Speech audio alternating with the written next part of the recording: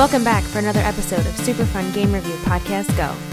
Find us on facebook.com/superfunpodcast, twitter.com/superfunpodcast, patreon.com/superfunpodcast, Instagram at superfunpodcastgo, iTunes at Superfun Game Review Podcast Go. Thanks and enjoy the show.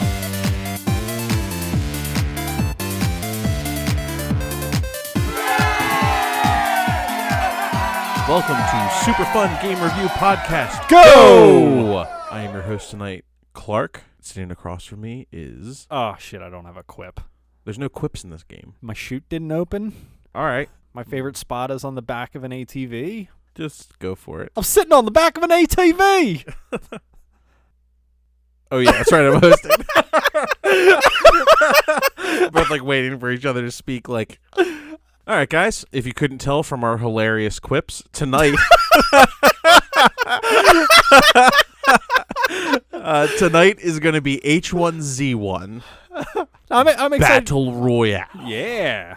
We're King of the Kill. Just to give you a heads up ahead of time, I'm giving you strictly PS4 experience, because I did not play this on the PC at all. I've played on both. I figured. That's why it's good to get your take on the game, because I know you started way earlier than I did as well. So, initial impressions? I gotta say, like, when I first downloaded this game, I mean, first of all, it's awesome that it's free to play. I think it's fantastic. I don't know if I would have bought this if it wasn't, to be completely honest with you. But that first week that I was playing this game, like, I was, like, really, really into this game. But again, like, this is my first take on that whole Battle Royale experience. Like, I have nothing to compare it to, so this was all, like, clean canvas for me, essentially. I gotta say, I liked what I played so far. So what's interesting about H1Z1 is it's one of the originators of Battle Royale. After that, you started to see the emergence of PUBG, which is, I think, the most popular next to... I think it's the most popular serious Battle Royale. The other Battle Royale game that is immensely popular is Fortnite right now. I personally don't like Fortnite. I think it's too kiddie, and I think there's a lot of aim assist in that game that I would much prefer realism. So I tend to lean towards PUBG and H1Z1. I played H1Z1 for like 3 weeks before PUBG came out. And when PUBG came out on PC, H1Z1 on PC died. They literally went from having like 60,000 to 70,000 players concurrently every fucking night to less than 1,000 as soon as PUBG came out. PUBG like murdered that game, and it's still struggling on PC. Maybe consoles is the place for it to be right now, because I know they're. I mean, maybe we should get into game development. I mean, we can loot our way on into. We can parachute into game development. Let's parachute into that shit. Oh, there's somebody else parachuting here. Yeah, we're fucked. Oh, God. We're fucked. Get the M9. That's all you can find. I found a backpack. Oh, fuck, I threw my bandages away on the loading screen. Yeah. God, wouldn't that be the worst? Like, if you could do that on the fucking loading screen. Oh, God. You just seem like... Yeah, as soon as you just... Yeah!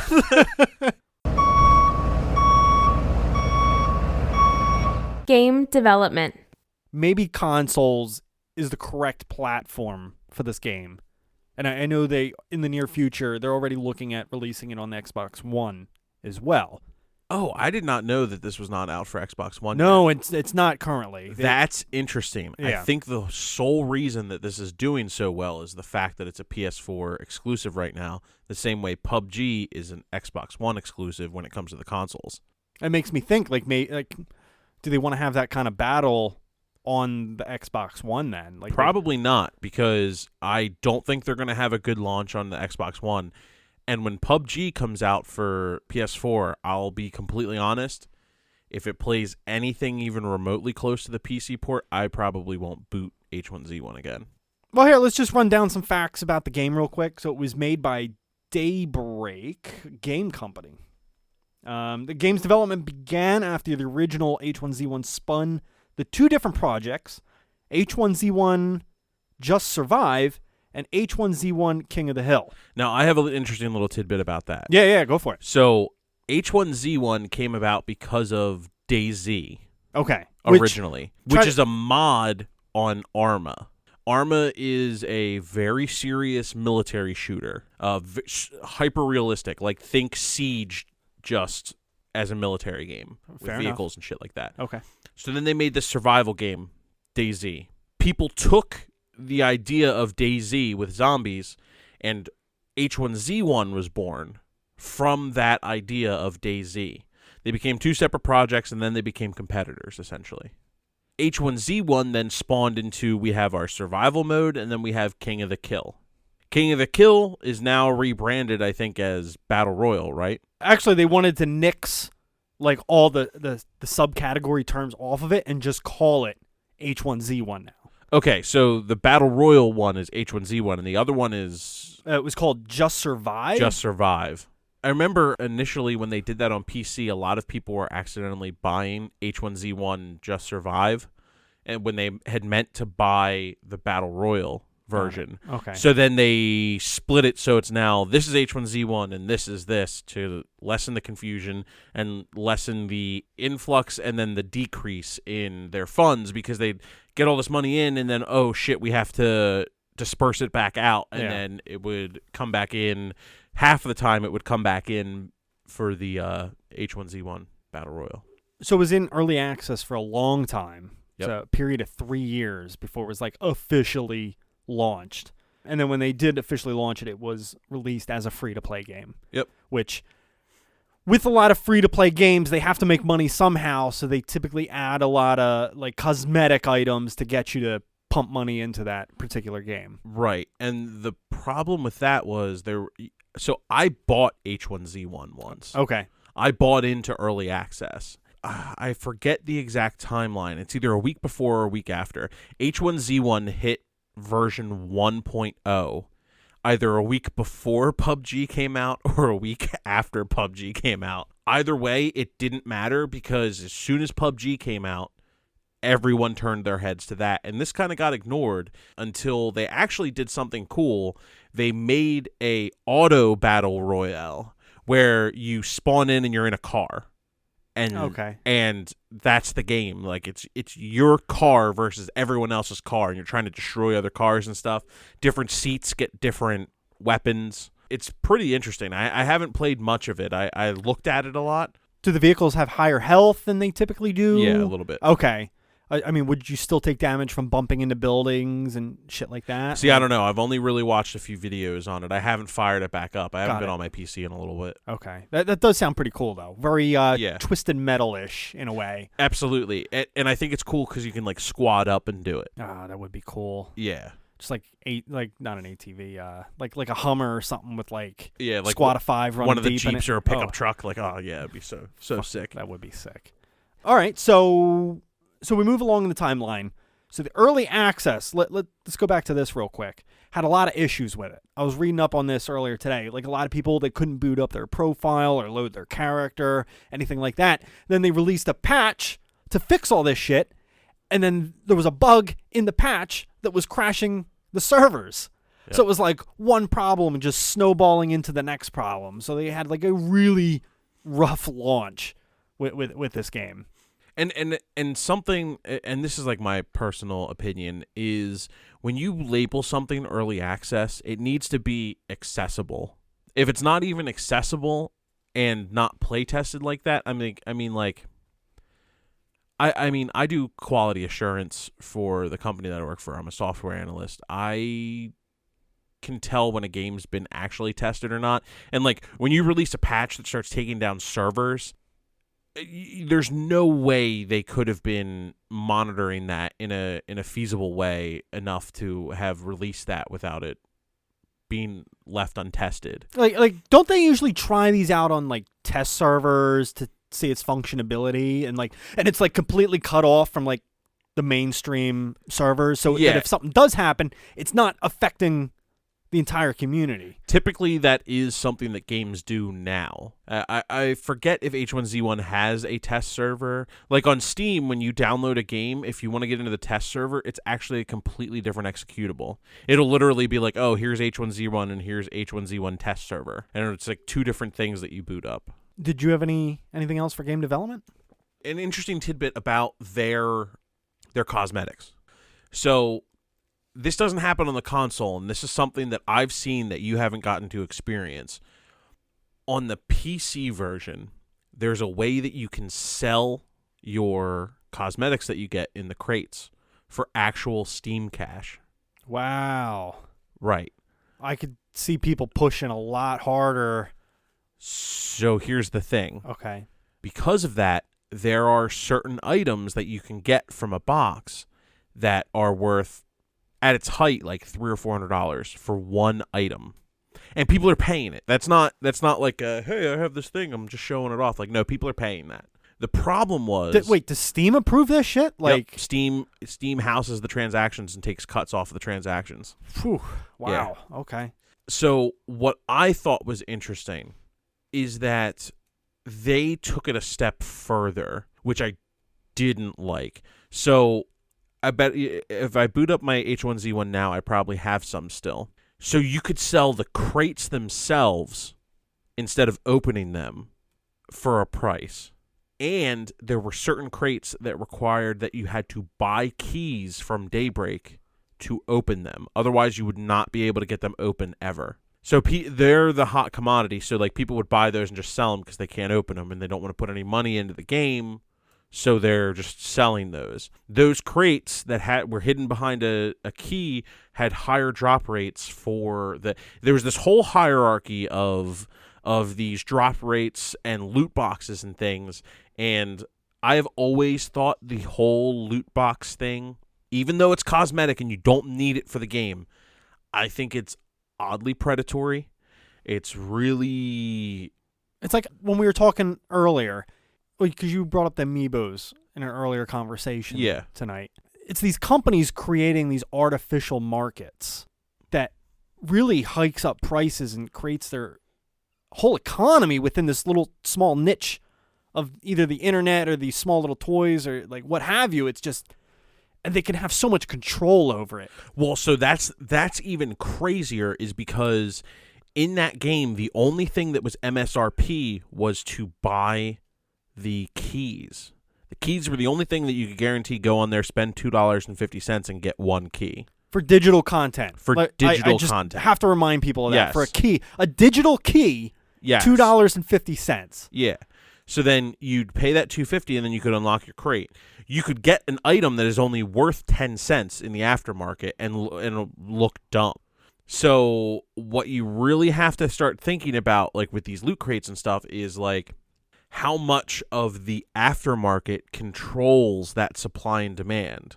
So like it's this weird thing, like there's something weird there where there's this whole artificial supply and demand because they put on a rarity for drops, but then they're also the ones that control how many of those actually get unlocked as well. I mean, it's all hail RNGesus, but like it's one step further. Like in Destiny with their whole loot table system, I always thought that was fucking bad. Their rarities, how things dropped out of the engrams was bad, but I didn't have to pay to unlock those.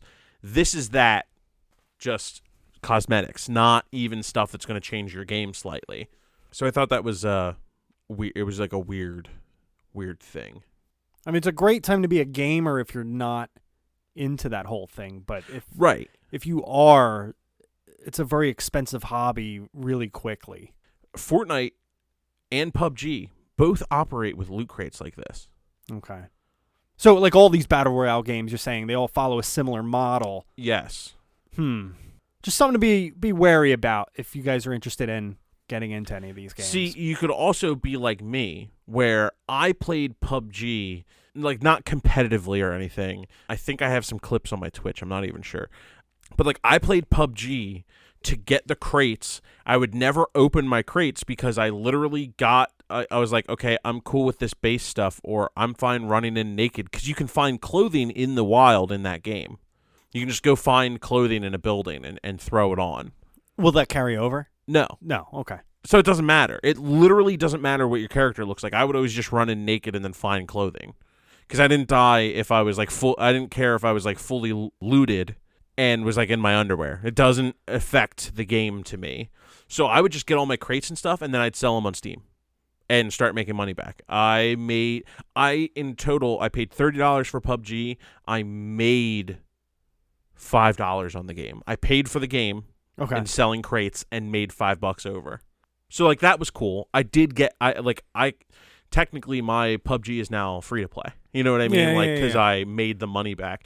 And that's an aspect that I like about those systems. But those are all over the fucking place. Yeah. But that's something you could have only gotten away with because of this created market that they have. Right. So it's a bad thing, but in your case you took advantage of it and became a good thing because you didn't really care about that. But still, it's a very odd thing to see. It's a very unfriendly to customer economy. Very well. Should we move on to story? Yeah, let's move on to story. Ooh, big conversation coming up. Stay tuned. Story. All right, so we lied to you. Yeah, we feel bad. We lied.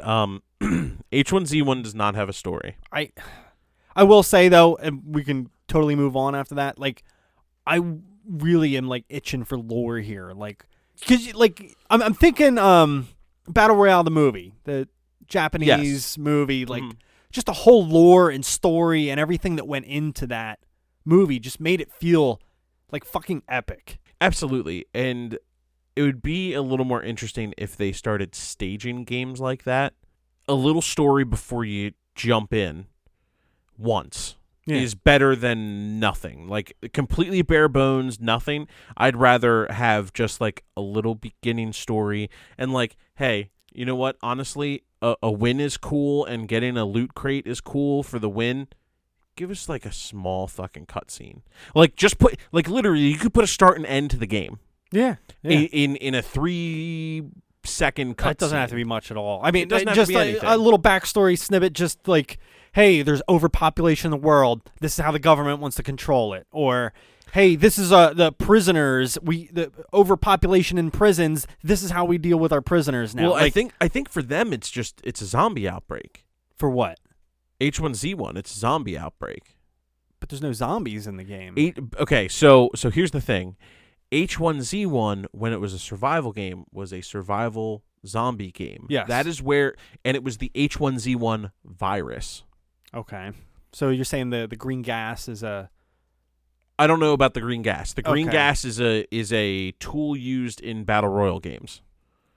Was that in a lot of them? Like, does that kind of carry over? There's green gas in H1Z1. There's the blue mist there's the storm in Fortnite, and then there's the blue wave in PUBG. You say blue wave. What do you mean? Is it just water? No, it's literally like just like a translucent blue-ish wave. Okay. That goes past you, and then like everything's like a little distorted when you're in it, and then you get out of it. I thought that would be a cool idea, though. What's that? Make a battle royal where water starts slowly rising. Oh, that'd be kind of cool too. Yeah. Waterworld with Kevin Costner. Yeah. You develop gills and swim underwater. Well, no, because it'd be cool. Fight for oil. It would be cool if, like... We don't have to get into it. I'm just realizing that I don't want to just sit here and pitch a game. All right, fair enough. But no. So, like a ring... I do feel like it is lacking from this game, though. Like, and it just total missed opportunity. It doesn't have to be even much. Just a paragraph on one of the loading screens as you're coming in, or I don't know, a graphic on your loading into the battle, just saying, "Hey, this is the world, and this is what it's become." Right. You know what I mean? Like, right. It doesn't even have to be a visual, like, other than a loading screen. It just, I don't know. Right. Like in PUBG, everything's Russian. Okay. Any reason why? No? Nope. Nobody knows, huh? Nope. Just everything's Russian. Okay. Well, since there's nothing to talk about story, let's move on into. Sorry, I just kind of took control of the show. It's fine. Dude. I'm sorry. It's fine. So let's move on to the gameplay. It's my hosting. I'm the host. I'm the host, Harry. Hey, Harry, let's move on into gameplay. You got it, boss. That's right. Look at me. I am the host now.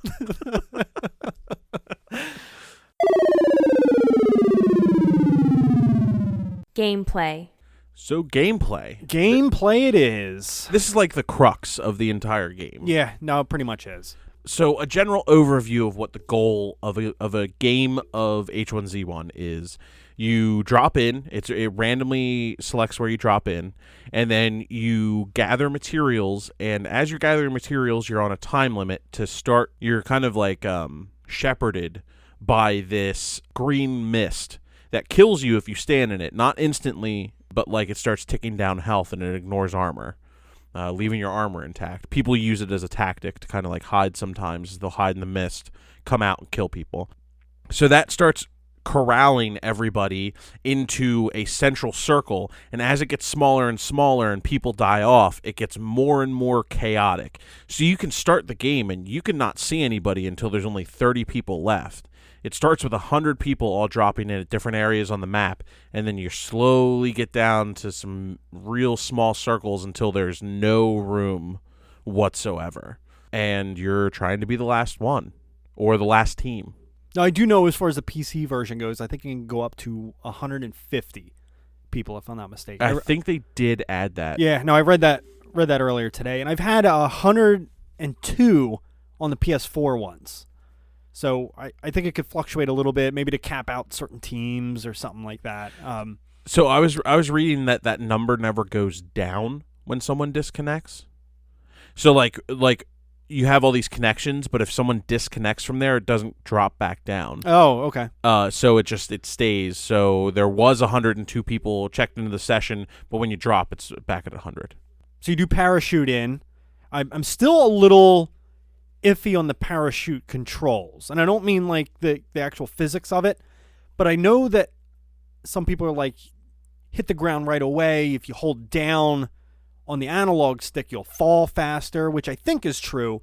But then if you click the R3, you'll notice he tucks his arm in, and you're thinking he's becoming more aerodynamic, he would drop quicker. That's at least my theory. I've yet to prove if you actually I've noticed that I don't think that you do. I think maybe it just almost like spears you in one specific direction. Like if you line up where you want to go, tuck in your arms and you go beeline right for that. Yeah, I think that it's more of that. So one thing that I've noticed with the parachuting is that if you go sideways and strafe, you can go longer distances. So if you pick your general area of where you want to go, if you then turn to the left or right and strafe towards it, you can go further. Okay. Which is handy. Yeah. No, I've actually had a moment too. Just keep this in mind if you're ever in a real pinch when you're about to land. I've flipped the analog stick when I was about to hit the ground. I flipped it the other way. So instead of like you looking down at the ground, you're looking back up at the sky again.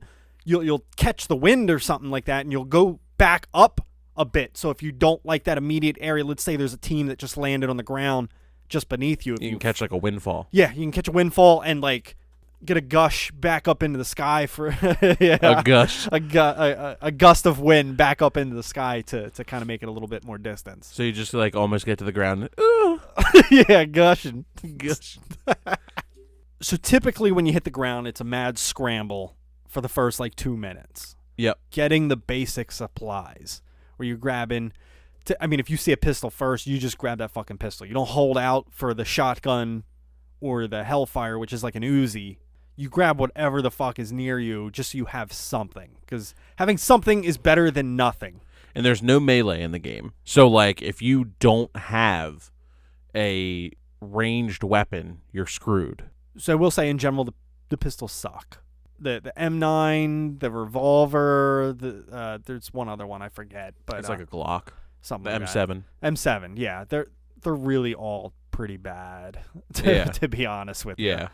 The M7 can do work if you're in a pinch. I've noticed that I think it's the most reliable of the pistols. Like if we had to tier them off, the revolver being the worst. The revolver is only good for end of the game if for some reason you haven't found a crossbow. It's real good for damaging vehicles. It does about 8 damage per shot. So in addition to your basic guns, you're looking for the backpack, which will let you hold more items, because it is very limiting. When you first hit the ground, you're only allowed 2 weapons. Yep. And you'll pick up more and more weapons as you progress in the level. So having that backpack early is essential, especially for health items. You can't pick up more than, I think it's like 1 first aid pack until you get it's the like backpack. 1 first aid and 5 bandages. And you already had the 5 bandages, so you literally can't pick any more up until you find a backpack. And then it also kind of limits how many grenades or types of grenades you can hold based on what backpack level you have as well. And there's different tiers. You'll hear us talking about that a couple times. Like the equipment in the game, there's tier levels for your guns, the backpack level, like the ammunition amounts you can hold. Like, so the different tiers are common items are white items, green items are uncommon, and then there's the rares, which are purple, and then the epics, which are gold.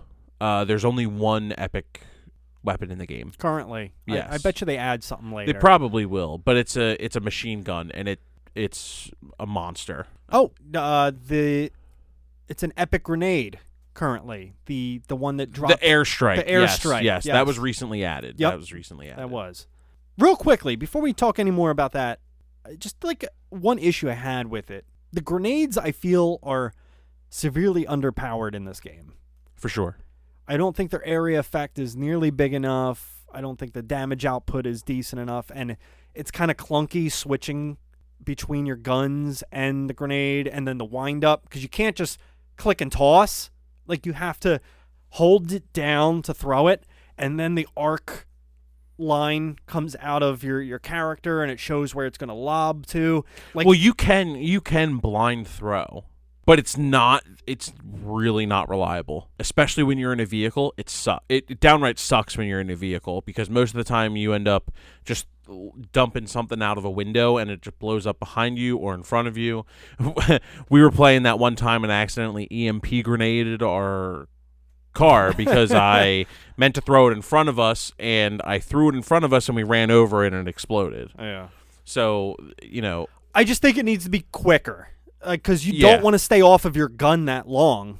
I think it just needs to be a quick tap, and it should have a default distance and direction, or it should go, I don't know, basically where your marker is, but it should have a default distance that you're throwing it, so you don't have to question, oh God, like, am I gonna bomb myself? You know what I mean? So that's always been one issue, and I tend not to fuck around with grenades that much, except for, if it's a tiny circle and I'm standing in the gas, I'll just lob them out of the gas, because fuck it, who knows? But I think I've only gotten 1 or 2 kills total with any kind of projectile like that.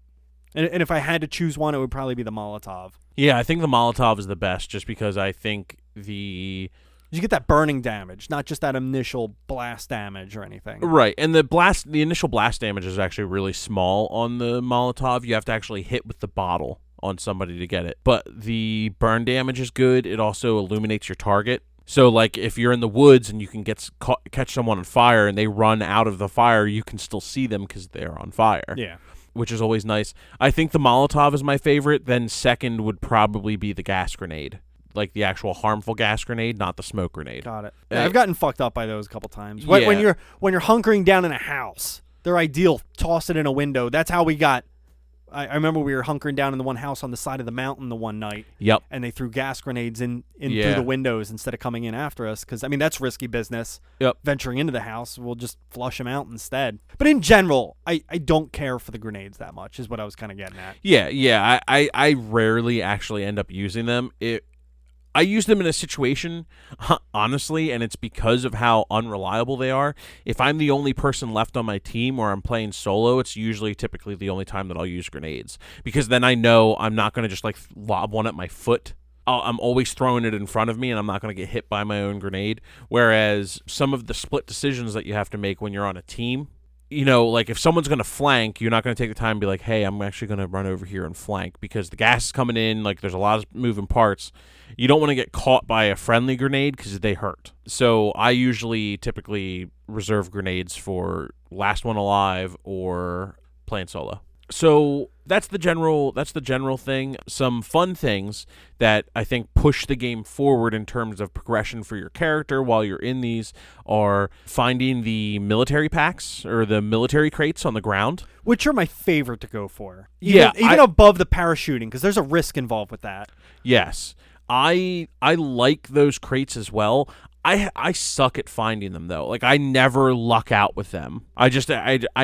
I always end up dropping in with a group and someone finds one. I'm like, well, fuck. I do pretty good with the base weapons, though. I'm actually, like, pretty adept with most of the base weapons. Are you talking, like, the Hellfire and the Riot Yeah, shotgun? The Hellfire and the Riot shotgun. I mean, you've seen me do work with the Hellfire. The Hellfire is a good...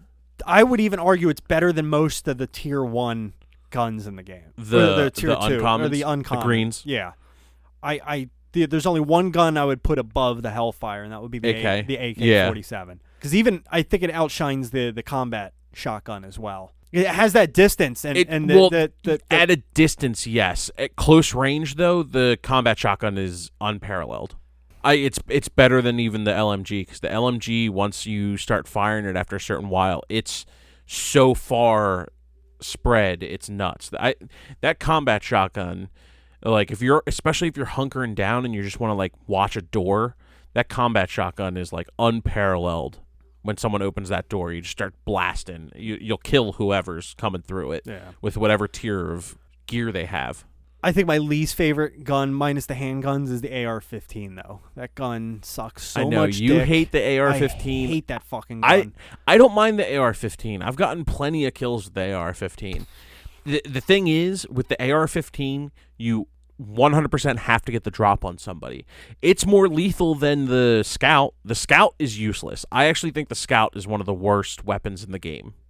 Because the Scout, you have to hit somebody in the face and hope that they're not wearing armor. Because if they're wearing armor, it takes 2 shots to the head to weaken the armor and then get your beloved headshot. And by that time, especially if you're playing in teams, they know exactly where you're at and you're pinned. Whereas the AR-15, you can pump out enough bullets that if you have to hit somebody in the face or chest, you can go through that progression pretty quickly and get through the armor and start hitting body. Although I've noticed, and this is something that I've been slowly like kind of developing a strategy for, if you aim for someone's legs, it's so much more effective. It doesn't go through their body armor. You can shoot somebody in the legs and it does damage direct to them.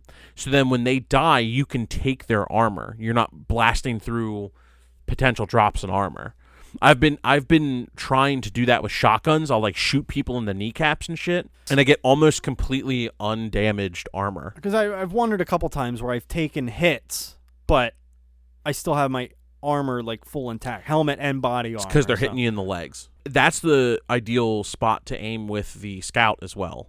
But just try it sometimes. Yeah, no, I'll mess around with that. Yeah. I guess we should just get through the purple tier real quick. I mean, we talked about the gold tier, but yeah. Purple tier is where you get some of the best games in the game, or best guns in the best games in the gun. Best games in the gun. Because this has my beloved KH-43, and oh god, I can't say enough about that gun. That gun is like precision accuracy and just like pumps out the damage like nobody's business.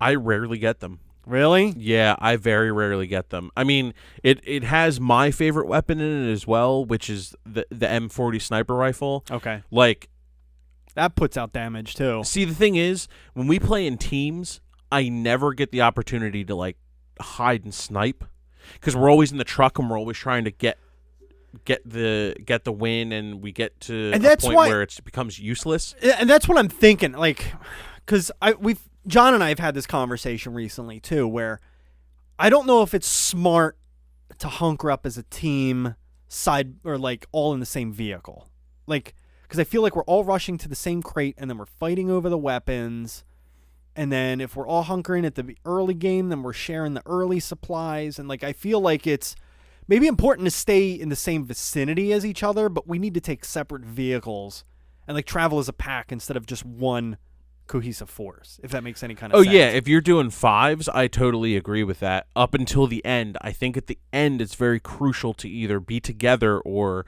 you need to have one team in a car and one team on the ground. And I very much am for, like, when the circle gets to the second one before the end, where you just have, like, just enough space where most automatic weapons are still semi-useless at range. That is the perfect opportunity to, if you have the M40, to just hop out and just start sniping.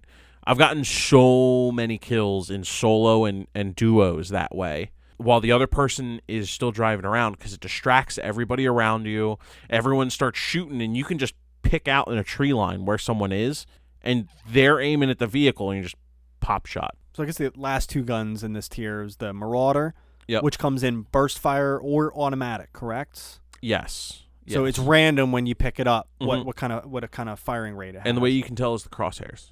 Oh, okay. I never It's picked up on that. Yep. I was looking for some kind of indicator, but I still haven't found one. But what's that last gun? It uses the M9 ammunition. The CNQ. Yes, thank you. Which I don't hate that gun, but I rarely come across it. Yeah, I feel like when I do come across it, it's very quick, and I like it because I think it's silenced as well. It's very, It is. It's not loud, which is nice because you can kind of get in and do some work. I've noticed that stays accurate at a distance too. Yeah, Like that gun. Yeah. It's insane. but it's only a 9mm, so it doesn't put out a lot of damage. Yeah. But you can, if you catch some people like, you know, creeping or not paying attention to you, you can put them down pretty quick. That's basically all the weapons in the game. Like, there's not a huge list. I mean, we mentioned the crossbow. They do fire explosive bolts, just for our listeners' sake. So they're good anti-vehicle. Oh my God, how could I forget the crossbow? You briefly mentioned it, but we didn't. That's like my fun weapon that I love. I always try to carry a crossbow to the end. It's so much fun to use, and like, I mean, Harry, you've seen me operate with it too. Like, I can do some work with a crossbow. Yeah, no, definitely. You gotten a couple kills with that. But yeah, so all these weapons scattered across the map. You can pick up supplies almost anywhere. They get a little bit more and more scarce the longer the level goes on, because you'll notice, oh man, these doors are open. Somebody already looted this house, or oh hey, somebody already took the vehicle over here. Like you have to get a vehicle typically early on in the game, because they start to disappear very quickly. And it's key. Mobility is key in this game. Yeah, that's actually something that they're actively fighting to try to correct without overcorrecting. So I know they're ticking down certain things with the vehicles, but they're doing it at a very small rate because they don't want to flop it to the very other side. Because it is a very important component of getting around in the game. If they were completely irrelevant, it would be a much different experience of a game, which I'm glad they're taking that into account. A couple things they did to try to, I guess, nerf vehicles a little bit. First of all, they put in the grenades to stun the vehicles, the EMP grenades. Yep. So it basically shuts the vehicle down for 30 seconds, which when you're in a gunfight, 30 seconds is a very long time. Yes, it is. It can be the difference between you getting away scot-free or every single person in your party dying. Yeah, I've had a couple of those moments, and it never feels like it ends. And like, you're forced to enter the fight at that point. I mean, especially if you're in the middle of a field where I've gotten hit with an EMP grenade before, you cannot run away. Like, you literally have to use that vehicle as your cover and put that between you and the party trying to fight you. So that was the first thing they did. And then they took out the damage. You used to be able to run people over with a vehicle. Could you, though? It was very sketchy. So here's the thing. I don't consider that an upgrade. I consider that a downgrade. What do you mean? Not being able to run people over in the cars. Oh, I consider that I consider it a nerf against vehicles. Yes, yeah, for sure it's a nerf. I think it is such a bad look, though, that you can't run people over in the cars reliably. So they just took it out. Instead of trying to actively fix that, they just took it out. And it's like, they were like, oh, it's this like weird server time thing. It's like, Yeah, but I mean, it's an online game, so what validity does that have to your bullets hitting models as well? I can then see that argument. So was that the whole issue because they couldn't get the timing correct? Yeah, because you could have somebody phase right through your vehicle on one person's screen, and on another person's screen, they're not anywhere near the thing.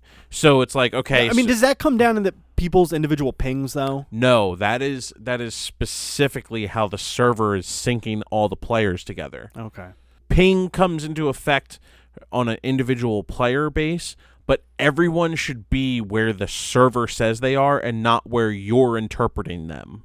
So I thought they got rid of that damage because they were sick of the vehicle corral at the end. That's what they said. But like if you read between the lines, it's the fact that literally everyone complained about it, and it's something that they never fixed on PC. Oh, really? Yes. So it's still to this day. It's still unreliable on PC. Does the damage still take effect on the PC? Like, can you still run people over on the PC version? No. And when they took it off from the PC version, they said it's because we were having trouble fixing it. The server ping. So then seeing that happen on the PS4 and then being like, oh, well, we want to undo this corral at the end. It's like, no, you're running into the same problems that you had on the PC. A, do you think we're stupid as consumers?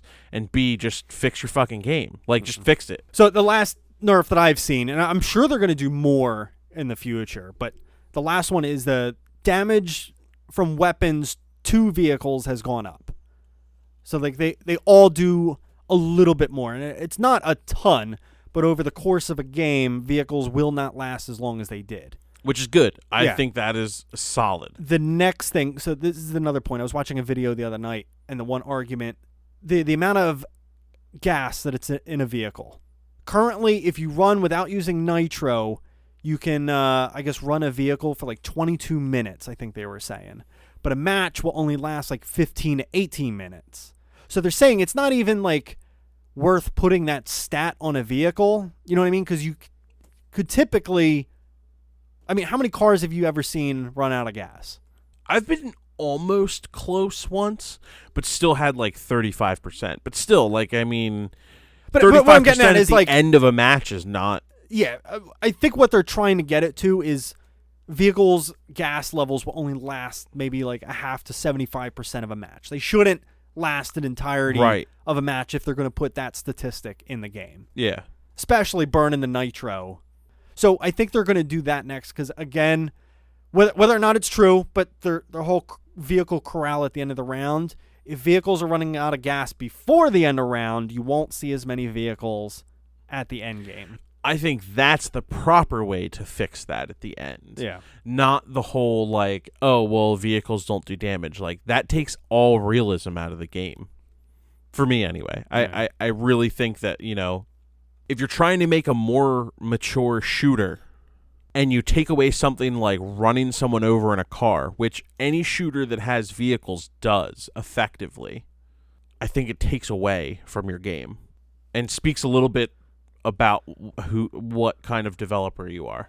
Because I liked getting vehicle kills. I'll be honest. I mean, it was sketchy. Yeah. Because, I mean, sometimes it wouldn't even look like you're hitting them, and it's like not an earned kill, so to say. But no, I get it. They should have fixed that issue. Yeah. And like, I mean, you can then have games like PUBG where you can kill somebody jumping them in a vehicle. Like, you can be off the ground going off a jump, and if you hit somebody while they're in air as well, they'll die. Yeah.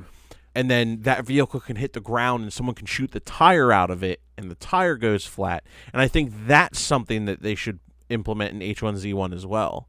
That would change it. Like, make a car or truck or ATV super wonky by losing a tire. Like, that will change the end game as well. Yeah. Because there's so many bullets and things going around everywhere. Now, if there's one going all fucking cattywampus, fucking driving around like nuts, it's like, okay, they're going to lose control of it eventually, and they're going to have to get out, and that car is off the board. I don't want them to, like, nerf vehicles too much, though, because I'll be honest, my favorite moments are driving around the end game with a fully loaded car. Somebody's driving, and then the other 4 are just firing shotguns and explosive bolts and firing their hellfire, like just all these bullets flying from the vehicle. It feels kind of cool. Yeah, I totally agree. That is one of the fun moments. That's why I hope we get to see the auto battle royale on PS4. I'm really hoping that mode comes along because that it looks really cool, but I'm not going to go back to it on PC, honestly, because if I fire up my PC, I'm going to play PUBG. I guess the one aspect, I don't know how we overlook this. So one of the big aspects of the gameplay as you're nearing the end, there's when we were talking about the tiers of weapons, as you are parachuted in, so are the weapons. They're cases that you'll hear planes fly overhead, and then these crates are parachuted into the map. And it's just like the map, or just like the battle is, it's like a free-for-all for all these weapon drops. So if you get there, loot it before somebody else gets it, it's yours. But you'll find, especially towards the end of a match, those crates are very contested. When you can have, if you're playing solo, 6 or 7 people gunning for the same crate. And that's usually when you can see the counter in the top left corner just start ticking from like 30, and boom, it's 18 all of a sudden. Because people are just like going after that gold tier weapon at the end. So I think it's a cool aspect because you need coordination to be able to scan the sky, but also drive the vehicle at the same time, and you're trying to find this healthy balance of making it through the map safely, but also picking up the necessary supplies to continue your playthrough. I think some of the most intense moments in the game that I've ever had is when we as a group try to go after a gold crate. I live for that shit, though. See, you and I are different players when it comes to Battle Royale stuff. I don't think you're a successful Battle Royale player unless you have 5 kills with the win. I think hiding to the end is like not the purpose of the game. Like for me, I think a win with 0 kills is not a win. It's not a win in my head. I feel like you have to kill to get there. But you're the opposite. You're a win is a win. Yeah, no, typically. I mean, I do like to get a couple kills, but I don't have to be 10 to 15 kills deep. I'm saying that, like, I don't always run from a conflict. Like, if I see somebody, like, in a building, my immediate thought is, like, okay, I want their shit, not, like, run. I will do that if I have the upper hand. Like, if I can get the drop on somebody, I'm, like, down for it. Especially in that early stage. If I know somebody's parachuting in the area, like, that's the most crucial time to get your start. If, like, you fuck up there, I'm not saying it's impossible because I've totally come back and won. Yeah. But I feel like that's the most crucial point to get a good grasp for that run through. Oh, for sure. So if somebody parachutes near me, I try to grab a gun as quick as I can and fucking gun them down. This is how my flow with the game usually is. Super aggressive in the beginning, because if I'm gonna die, I'd rather die in the beginning. I hate dying in the middle, because then it's like, cool, I spent 15 minutes to do nothing, but I didn't get to the end where, like, the other fun shit is happening. So I play super aggressive in the beginning to get what I need to get to the end game, and then I slowly stalk through the middle of the game, and then I like to play super aggressive at the end. I like to cause as much chaos as possible and get as many kills as I can. But that is a much more viable option if everyone's on board. So, like, you know what I mean? Like, I can't do that myself, because if I just, like, get out of the truck while everyone else is, like, driving around in the truck, I'm screwed. Usually I just adhere to whatever the group wants to do when we're playing. But, like, in solo, that's how I get most of my wins, is, like, just literally, like, I'll look to my right, empty my grenades of what I have, look to my left, pick people off with whatever weapon I have, and then slowly move around in that area.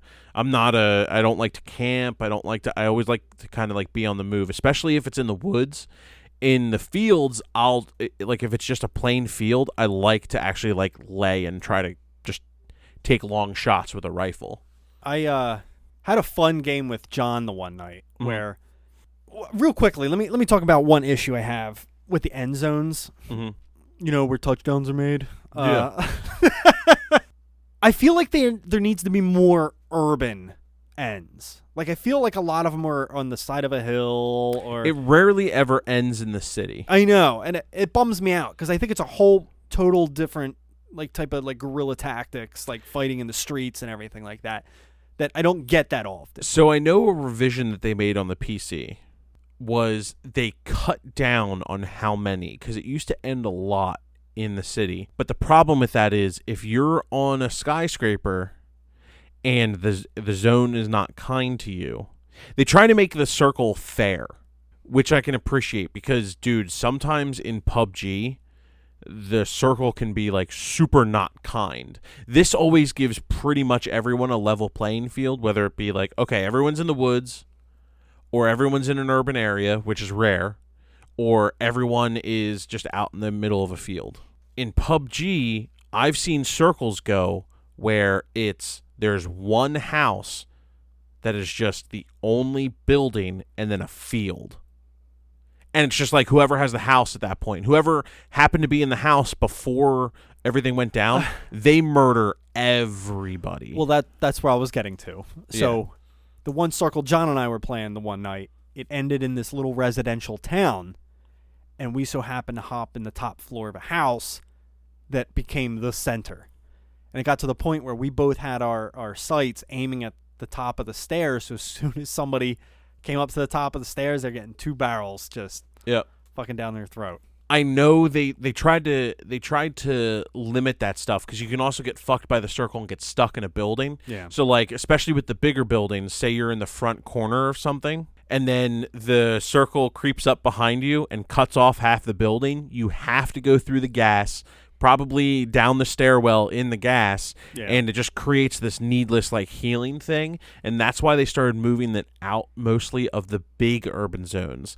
Like what is it? Cranberry? Cranberry is a huge town in H1Z1 that has tons and tons of buildings.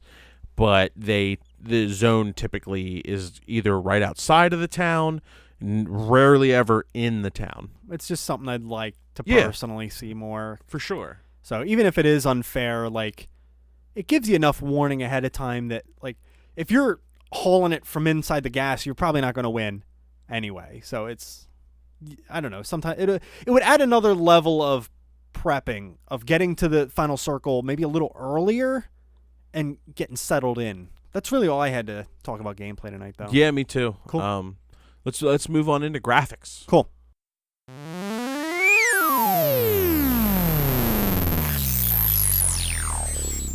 Graphics. I don't think there's anything incredibly remarkable about the game. No, in general, I think it looks like a generation old. Like, I think it looks like first-gen PS4 games. I think there's just enough here to make it a PS4 game that probably wouldn't be able to run on a PS3 solely based on the rendering and how far you can see in the game. But other than that, the graphics are pretty stark. They do some cool stuff with the cosmetics, but again, I don't want to put too much emphasis on the cosmetics because it's not included in the game. And yeah, I just don't see cosmetics as being something that you can really speak on in a game like this because you do kind of have to pay for them. They look cool, and I like when I get a cool one out of the crate, but other than that, I don't think there's anything incredibly remarkable looking about the game. No, I would agree. And I know you say it looks PS4, and I think the graphics look that way because it is such a big area to load and host that many players all at once. So I think they had to dumb down the graphics a little bit to kind of maintain that. But I think as far as the look of the game goes, even taking that into consideration, I do think it looks like a last gen graphic level. Like, yeah, a little PS3, bit, 360, just it looks a little dated personally. And I have some of the issues with like the clipping of characters. I've seen bodies come through doorways to indicate that they're there, which sucks because that player thought they were hidden, but boom, there's a leg sticking out of a wall or something like that. Right. It just gave away their position. Like shit like that. That kind of needs to get cleaned up a bit. As far as the environment goes, I have both flip sides to this. I like in a way that it uses the same map over and over again because you start to learn these locations and kind of move around.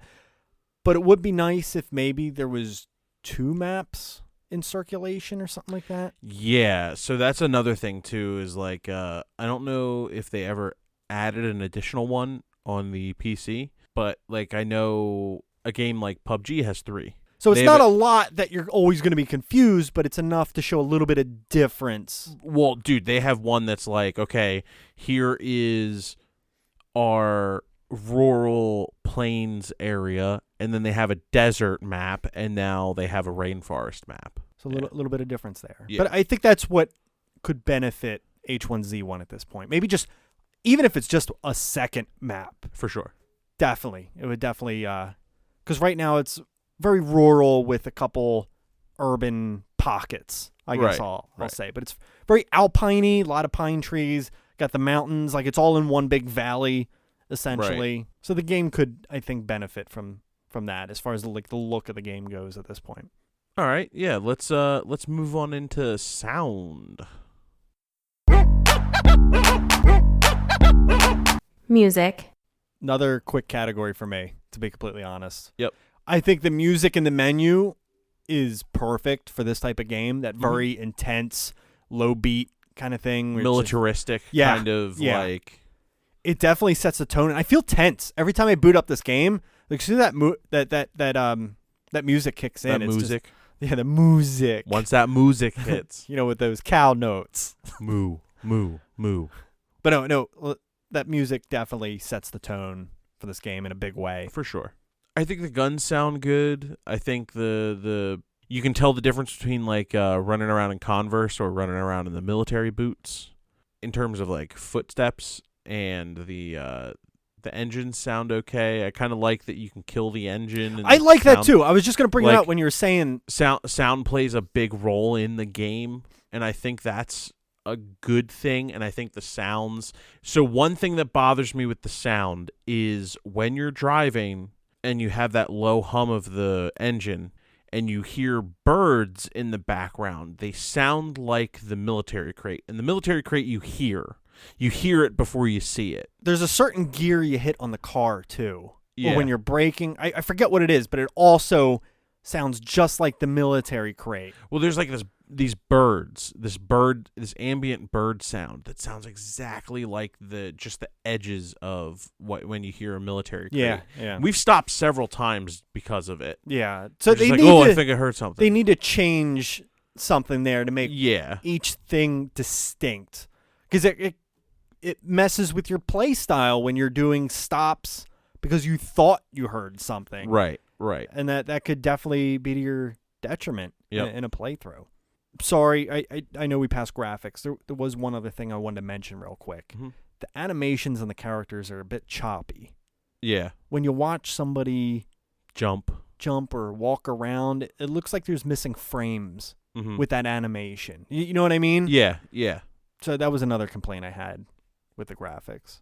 It's like as soon as they jump, their knees are locked in place. Like their knees to their hips are just locked in place. As soon as they jump, it's just instantly up.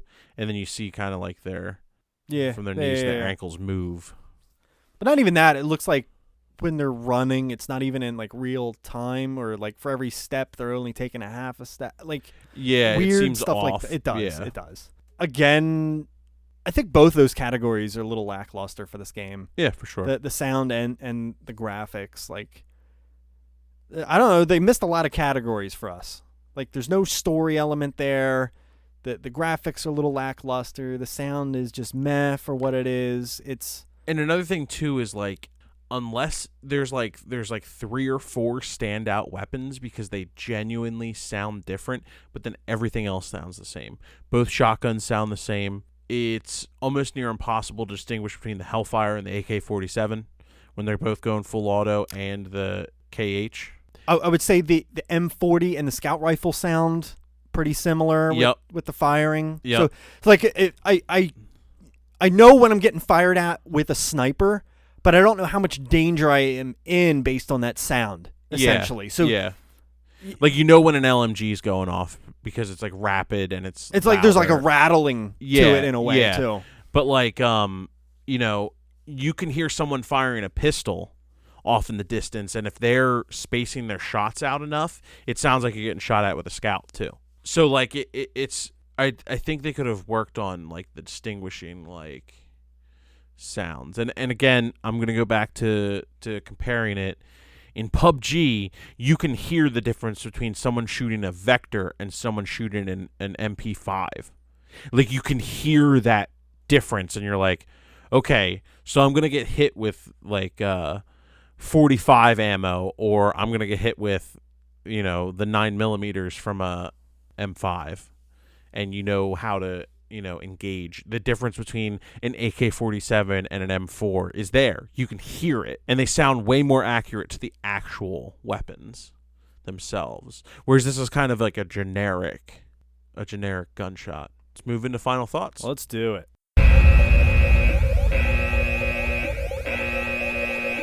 Final thoughts. Harry, go ahead. Final thoughts. You play this game now more than I do. I will say the past like 2 weeks, I think I toned it down a little bit. Like I'm over that initial rush of a new experience for myself. Right. But I will definitely keep this on my list of games to play with friends on like a rotation. Like if we're all booting on to play a game, this is probably in the top 3 right now. If we're all going to hop online to play a game together. So I enjoy the game. And again, this was my first Battle Royale experience. So anything that I play after this is going to be compared to H1Z1 at this point, which I'm sure the same thing for most people, because this is like one of the progenitors. First. Yeah. Like, so I used to compare everything to this, and now I compare everything to PUBG. So, I mean, honestly, it's not a perfect game in any way, but it is a lot of fun. And there is something there that, like that rush of you versus 99 other people. It's just an exciting prospect. And you know you're only going to win statistically 1% of the time if you're on the same level with everybody else. But that rush to just get out there and who knows what you're going to find is a very thrilling experience, to say the least. Yes. So granted, like it has its flaws, like that lack of story element, and the music is subpar. Even the graphics have their issues that are a little bit wonky. Even the gameplay, like some of the issues I didn't even bring up in gameplay, but the gunplay is pretty awful comparatively to other shooters out there. And I'm not even a huge fan of third-person shooters, to be completely honest with you. I typically stay away from those. But again, that whole concept just is the one thing that gets you reeling back into this game. And I think you like Battle Royale games. And honestly, like, I really think you should check out. No, definitely. Because I think when it eventually comes out for PS4, obviously. Half the experience, like half the fun with this experience is the looting itself. Yep. Going around and exploring this vast environment, because it is a really big world to explore. I mean, the more you play the game, you find out there's only X amount of items you can ever find, which brings that excitement down after a while, but still, to just go around. Like, if they could put some unique stuff out in that world that only 1 or 2 people might find in a match, now that would make that exploring aspect skyrocket. So if I was a game developer, that's the kind of stuff I'd be trying to implement into the game. Like, what kind of crazy shit can we put in here? Maybe there's like one tank hidden each map or something like that.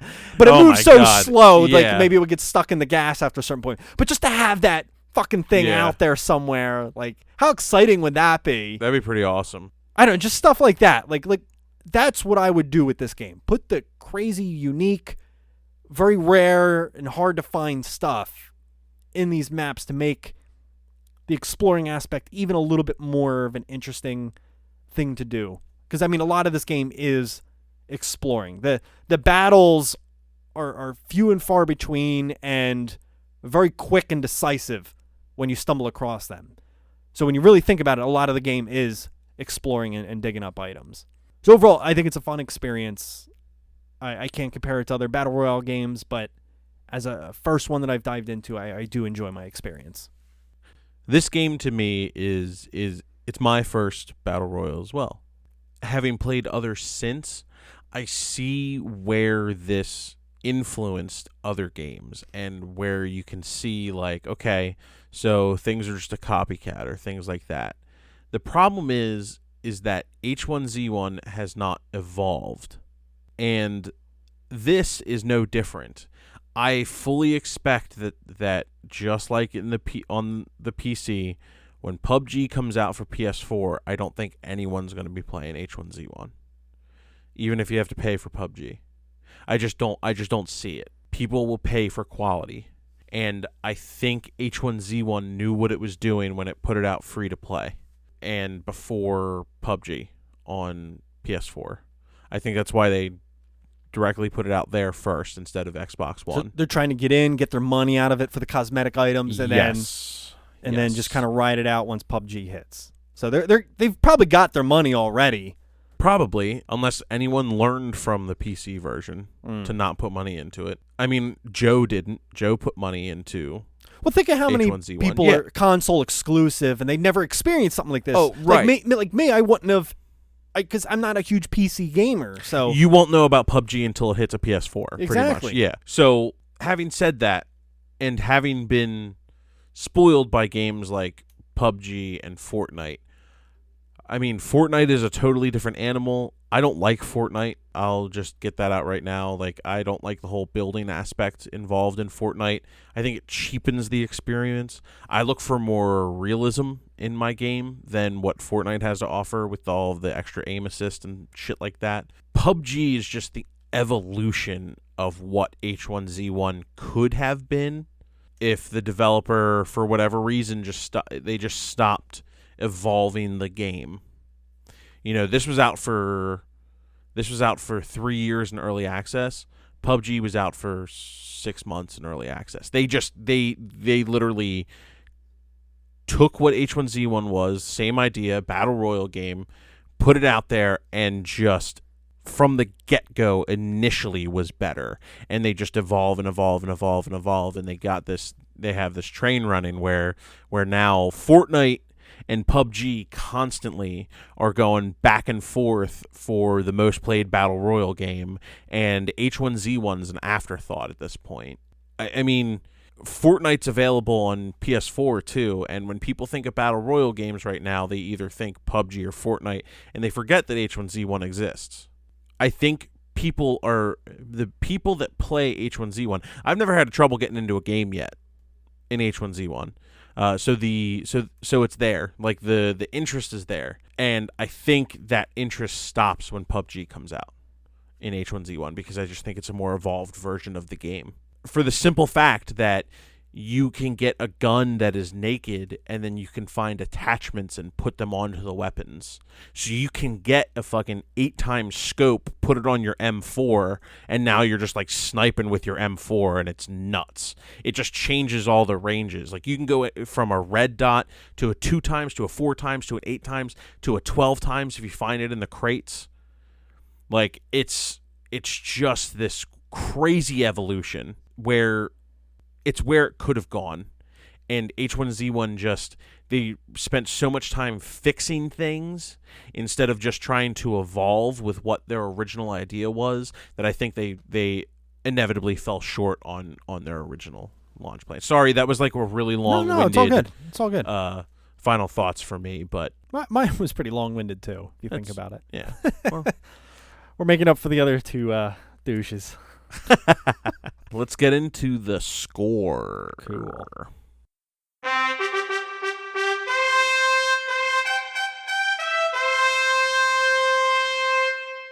The score.